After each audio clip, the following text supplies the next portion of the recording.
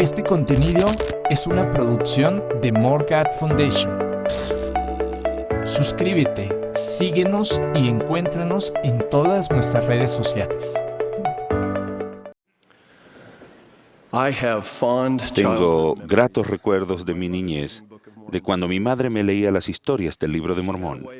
Era muy hábil para hacer que los episodios de las Escrituras parecieran reales en mi juvenil imaginación, y no me cabía duda de que mi madre tenía un testimonio de la veracidad de ese registro sagrado. Recuerdo en forma especial su descripción de la visita del Salvador al continente americano después de su resurrección y de sus enseñanzas al pueblo de la tierra de abundancia. Por medio de la simple constancia de su ejemplo y testimonio, mi madre encendió en mí las primeras llamas de fe en el Salvador y en su iglesia de los últimos días. Llegué a saber por mí mismo que el Libro de Mormón es otro testamento de Jesucristo y que contiene la plenitud de su Evangelio eterno.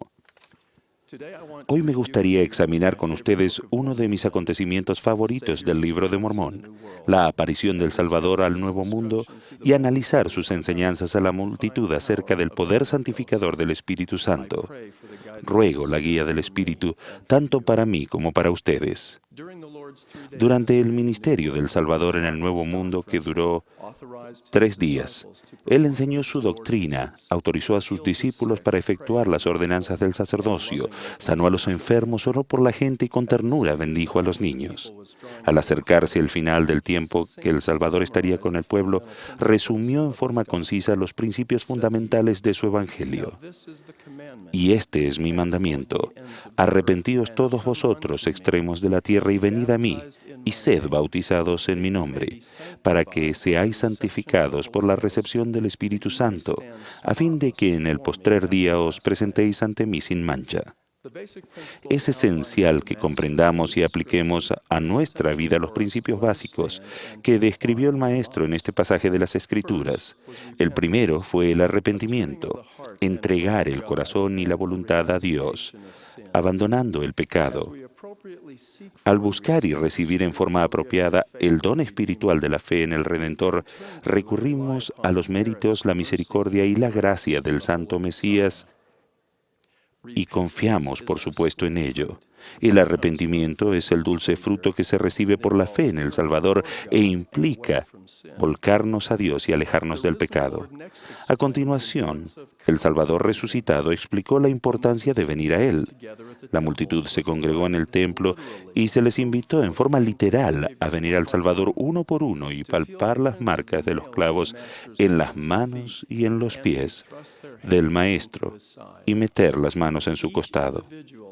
Todos los que tuvieron esa experiencia supieron con certeza y dieron testimonio de que era Él, Jesucristo mismo, el que había venido. El Salvador también enseñó al pueblo a venir a Él por medio de convenios sagrados y les recordó que eran los hijos del convenio. Recalcó la importancia eterna de la ordenanza del bautismo y de recibir el Espíritu Santo. De igual forma, se nos amonesta a ustedes y a mí a volvernos a Cristo, a aprender de Él y venir a Él por medio de los convenios y las ordenanzas de su Evangelio restaurado. Al hacerlo, con el tiempo y al final, llegaremos a conocerlo en su propio tiempo y a su propia manera y de acuerdo con su propia voluntad, como lo hizo el pueblo de la tierra de abundancia. El arrepentirse y venir a Cristo por medio de los convenios y las ordenanzas de salvación son los requisitos y la preparación para ser santificados por el Espíritu Santo y así hallarnos sin mancha ante Él y ante Dios el Padre en el postrer día. Ahora quisiera concentrar nuestra atención en la influencia santificadora que el Espíritu Santo puede ser en nuestra vida. La puerta del bautismo conduce al estrecho y angosto camino y a la meta de despojarnos del hombre natural y llegar a ser santos mediante la expiación de Cristo el Señor. El propósito de nuestra jornada terrenal no es simplemente ver los paisajes de la tierra o utilizar el tiempo que se nos adjudicó con fines egoístas, sino más bien andar en una vida nueva, ser santificados al entregar nuestro corazón a Dios y obtener la mente de Cristo. Se nos manda y se nos enseña a vivir de manera tal que nuestro estado caído cambie por medio del poder santificador del Espíritu Santo. El presidente Marion G. Romney enseñó que el bautismo de fuego por el Espíritu Santo nos cambia de lo carnal a lo espiritual, limpia, sana y purifica el alma. La fe en el Señor Jesucristo, el arrepentimiento y el bautismo de agua son todos elementos preliminares y requisitos del mismo, pero el bautismo de fuego es la culminación. El recibir el bautismo de fuego significa que nuestros vestidos son lavados en la sangre expiatoria de Jesucristo. Por lo tanto, al nacer de nuevo y procurar tener siempre su Espíritu con nosotros, el Espíritu Santo santifica y refina nuestra alma como si fuese por fuego. Y finalmente, nos hallaremos sin mancha ante Dios. El Evangelio de Jesucristo abarca mucho más que evitar vencer y ser limpios del pecado y de las malas influencias de nuestra vida. También conlleva fundamentalmente hacer el bien, ser buenos y llegar a ser mejores. Arrepentirnos de nuestros pecados y pedir perdón son cosas espiritualmente necesarias y siempre debemos hacerlas.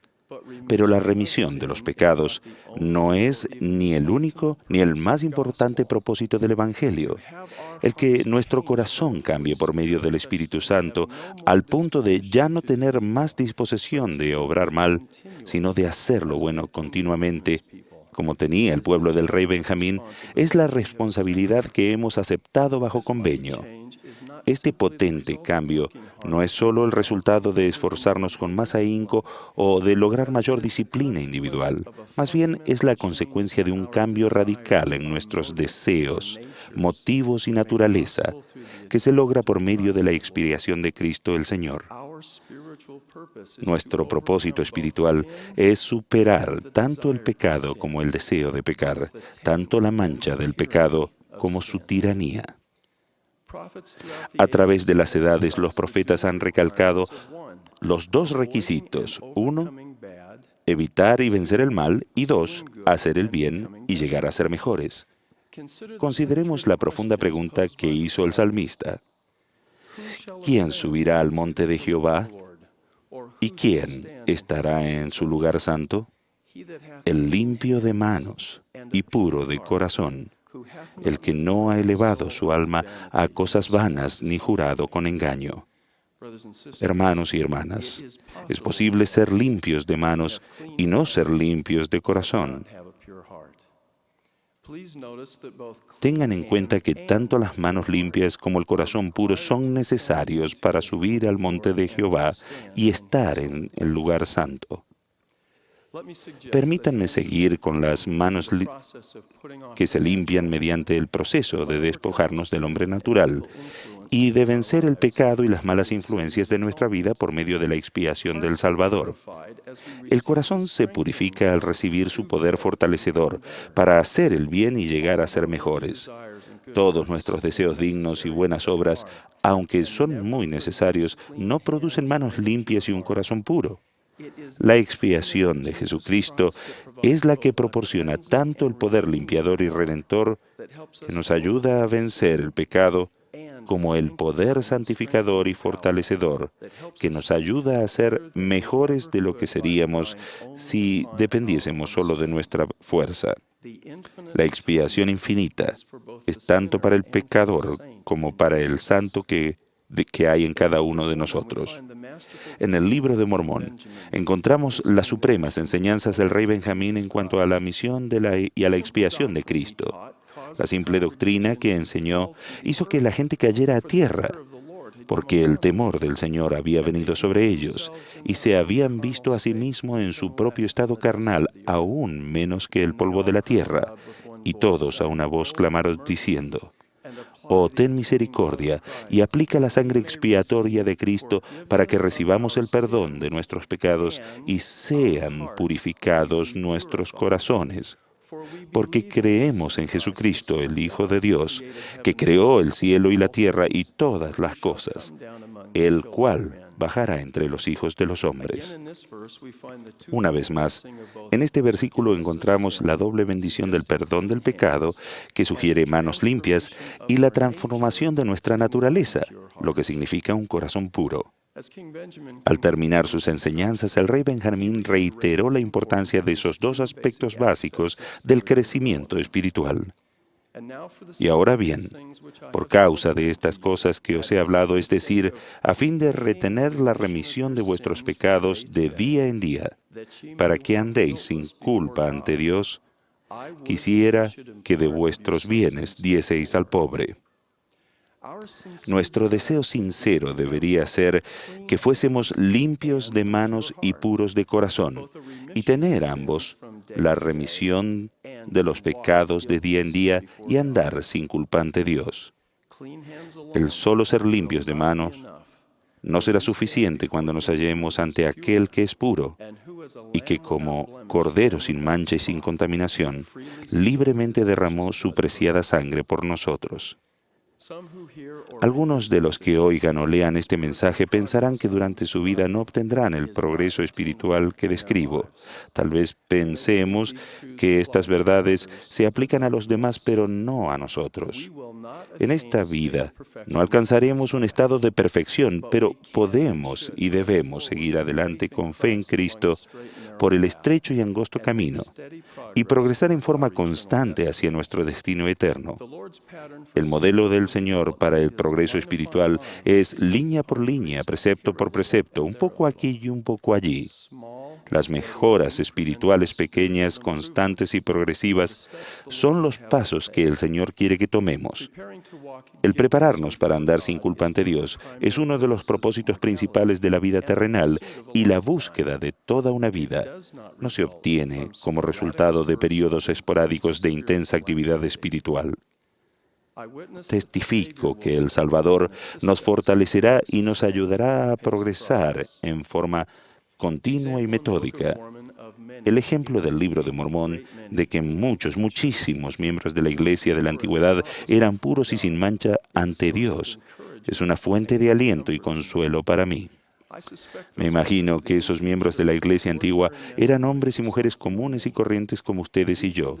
Esas personas no podían ver el pecado sino con repugnancia, y fueron purificados y entraron en el reposo del Señor su Dios. Esos principios y ese proceso de progreso espiritual se aplica siempre y a cada uno de nosotros por igual. El requisito de despojarse del hombre natural y hacerse santo, de evitar y vencer el mal, y de hacer el bien y mejorar, de ser limpio de manos y puros de corazón, es un tema que se repite a lo largo de todo el Libro de Mormón. De hecho, la invitación final de Moroni, en la última parte del Libro de Mormón, resume ese tema. Él dijo: sí, venid a Cristo, y perfeccionaos en Él y absteneos de toda impiedad. Y si os abstenéis de toda impiedad y amáis a Dios con toda vuestra alma, mente y fuerza, entonces su gracia os es suficiente para que por su gracia seáis perfectos en Cristo. Y si por la gracia de Dios sois perfectos en Cristo, de ningún modo podréis negar el poder de Dios. Y además, si por la gracia de Dios sois perfectos en Cristo y no negáis su poder, entonces sois santificados en Cristo por la gracia de Dios, mediante el derramamiento de la sangre de Cristo que está en el convenio del Padre para la remisión de vuestros pecados, a fin de que lleguéis a ser santos sin mancha. Es mi deseo que ustedes y yo nos arrepintamos con sinceridad de corazón y realmente vengamos a Cristo. Ruego que por medio de la expiación del Salvador procuremos ser limpios de manos y puros de corazón, y que lleguemos a ser santos sin mancha. Testifico que Jesucristo es el Hijo del Padre Eterno y nuestro Salvador. Aquel que es sin mancha nos redime del pecado y nos fortalece para hacer el bien y llegar a ser mejores. De ello testifico, en el sagrado nombre de Jesucristo el Señor. Amén.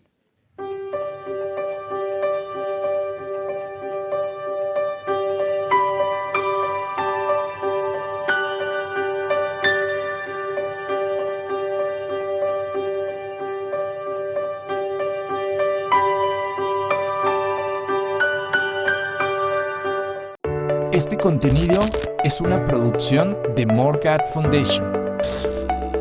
Suscríbete, síguenos y encuéntranos en todas nuestras redes sociales.